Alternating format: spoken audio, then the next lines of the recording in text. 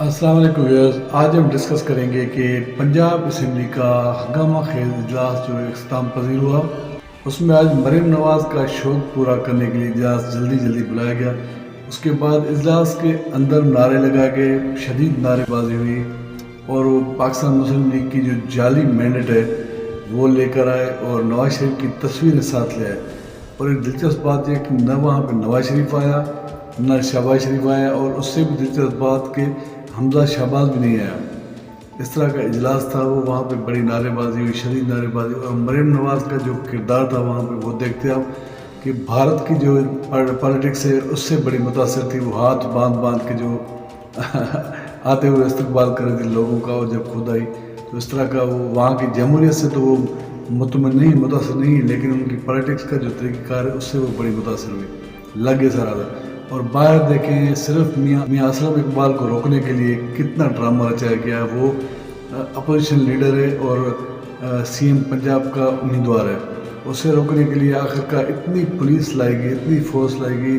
آپ دیکھتے، آپ اگر اسمبلی کے باہر جاتے آپ کو پتہ لگتا کہ یہ کوئی غزہ کی پٹی ہے، یعنی کہ ایک طرف فلسطینی ہے، دوسری طرف وہ اسرائیلی فورسز کھڑی ہے، اس طرح کا ماحول تھا وہاں پہ۔ تو یہ کون سی اسمبلی ہے، کون سا میڈٹ ہے؟ ان کو شرم آنا چاہیے جنہوں نے ان کو مینڈیٹ دیا ہے اور جس ڈٹائی کے ساتھ یہ آئے ہیں۔ اور ایک ایسے بندے کو منتخب کیا گیا ہے پنجاب کے سی ایم کے لیے جو خود اپنی سیٹ بھی نہیں جیت سکی، جعلی مینڈیٹ سے، جعلی فارم 47 لے کے وہ آ کے جو ہے سی ایم پنجاب بن رہی ہے۔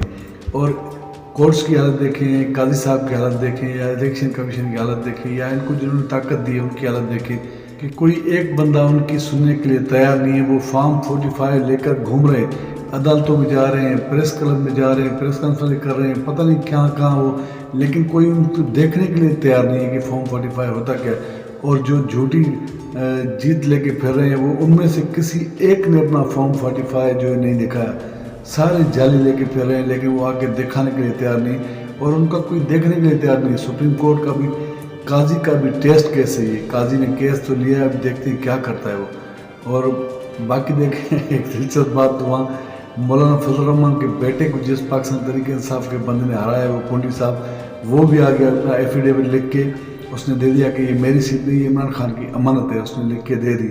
اور وہ مولانا کہہ رہا ہے کہ اور مولانا پاکستان تحریک انصاف کے ساتھ جو ہے وہ اتحاد کرنے کو جا رہے ہیں، اور اس کے بیٹے کو تحریک انصاف کے بندے نے ہرایا، وہ کہہ رہے ہیں دادلی یہ کس طرح کا، یہ بھی بڑا دلچسپ اتحاد ہوگا، اب دیکھتے آگے کیا ہوتا ہے۔ اور دوسری طرف اڈیالہ جیل سے عمران خان صاحب نے بھی پیغام بھیجا ہے کہ کوئی استحکام نہیں، کوئی خوشحالی نہیں، کوئی معاشی پلان نہیں، کچھ بھی نہیں، جب تک مینڈیٹ چوری کا یہ واپس نہیں کریں گے تب تک ان کے ساتھ کوئی استحکام، کوئی معاشی بحالی کا پلان نہیں ہوگا۔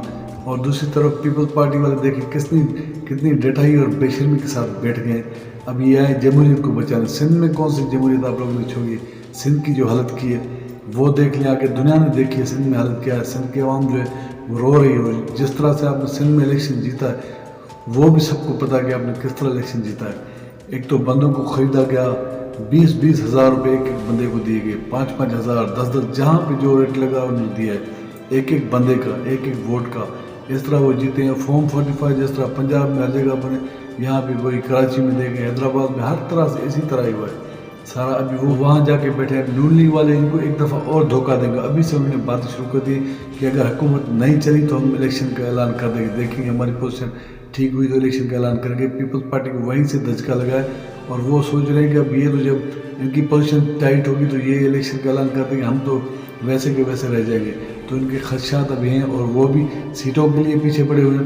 اگر عمران خان صاحب کو اتنی لالچ ہوتی تو وہ پیپلز پارٹی کے ساتھ اتحاد کرتا، لیکن وہ نہیں، وہ قوم کے لیے کھڑا ہوا ہے، جس طرح کھڑا ہے اسی طرح ہی کھڑا ہے۔ ان کو زرداری صاحب کہہ رہے ہیں میں نے صدر بننا ہے، اس کا بیٹا کہہ رہا ہے میں نے فلاں بننا ہے، اس کے دوسرے کہہ رہے ہیں میں نے یہ بننا ہے، سب کی لالچ ہے۔ مریم کہہ رہی ہے میں نے سی ایم پنجاب بننا ہے، نواز شریف کہہ رہا ہے میں نے وزیر اعظم بننا ہے، شہباز شریف کہہ رہا ہے میں نے، یعنی کہ سب کو اپنی لالچ، عوام کی کوئی نہیں سوچ رہا کہ عوام کے لیے کیا کرنا ہے۔ سب ایسی لالچی پاکستان کے سیاستدان رہ گئے، اور پاکستان تحریک انصاف کے ساتھ جو ڈٹے کھڑے رہے بندے، ابھی دیکھیں وہ سلمان اکرم راجہ، وہ ایک بہت بڑا وکیل ہے اور انسان بھی بہت ہی اچھا ہے، اس کی بولنے کا طریقہ کار دیکھیں، وہ کتنا بڑا وکیل، وہ اپنے لیے انصاف نہیں لے سکا، اس طرح کا حالات ہے۔ اور وہاں دیکھیں ओन चौधरी को इंसाफ मिल रहा है। लाहौर के किसी कोने में जाकर पूछे ओन चौधरी और इसके बारे में तो लोग आपको बताएंगे कि ओन चौधरी का क्या किरदार है और सलमान अकरम राजा क्या है। वो अपने लिए इंसाफ नहीं ले सका, तो काजी का ये अदालत है।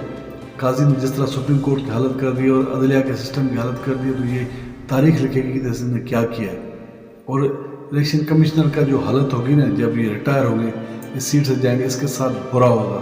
मैं भी से बता रहा हूँ, बहुत बुरा होगा। ये जहाँ भी जाएगा पाकिस्तान में या पाकिस्तान से बाहर के साथ इतनी हालत बुरी होगी ना, पाकिस्तान इसे नहीं छोड़ेंगे, कहीं से जीने का एक मौका भी नहीं देंगे इसके ख़ानदान को। और देखें, इनके बच्चे यूनिवर्सिटी में जाते हैं, उनको वहाँ जलील करते हैं। वो अपने वालिदैन को जाके कहते हैं कि हमें जलील कर दिया, आपने 2 नंबरी से इलेक्शन में आए, आपने जीता है, इस तरह का माहौल बनाया, ये सिस्टम किया, हमें जीने की जो है वहाँ पे एक सुकून नहीं है। यूनिवर्सिटी में या कॉलेजों में हमें लोग ताने मारते हैं कि आपका बेटा चोर है, जिन्होंने और ब्यूरोक्रेसी में देखें, उनकी हालत देखें, वो रिटायर हो रहे हैं कि हमारे साथ क्या हुआ, हमें क्या क्या करना पड़ा, किस तरह गलत काम करने पड़े। और उनकी औलाद देखिए, वो शर्मिंदा यूनिवर्सिटी में, कॉलेजों में, उनके साथ क्या हो रहा है। और जो पाकिस्तान से बाहर इनके ख़ानदान, उनके साथ वहाँ पे क्या हो रहा है। ये उनकी हालत कर दी, ये किसने की, जिन्होंने इनसे ये गलत काम करवाए।